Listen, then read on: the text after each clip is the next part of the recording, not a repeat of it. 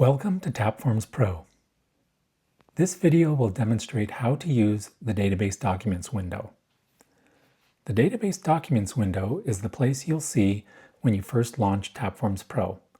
It lists all of your database documents in the listing here and allows you to do various functions on them.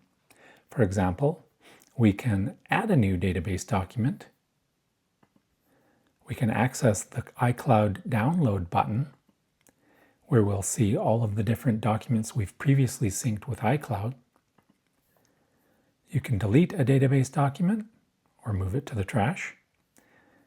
You can see the document in the Finder by clicking the Show in Finder button.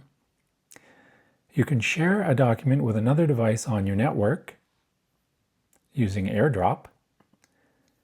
And you can find out some information about that database document, such as when it was created, modified, its internal document ID, and this is where you can actually rename the document as well. So, Work Life, click the Save button, and there we go. Click the I button again to dismiss that. We can also create a new folder in this list by clicking the folder icon at the top right corner of the screen. Give it a new name, Work Stuff, click the New Folder button, and now we have a new folder. We can drag a file into it, and you'll see now there's one item in there. Double-clicking on it will show us the items in that folder. Click the back button to go back. You can also click on the links down here to view the online user manual,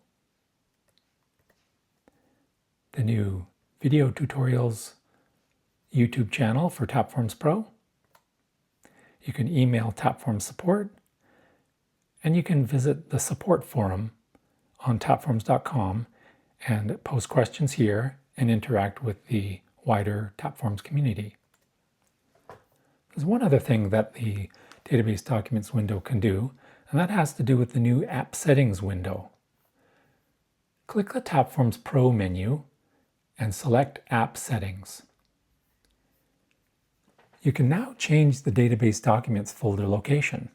To do that, click the Choose button, find a folder where you want Tapforms to store and list all of its documents from, and then click the Choose button.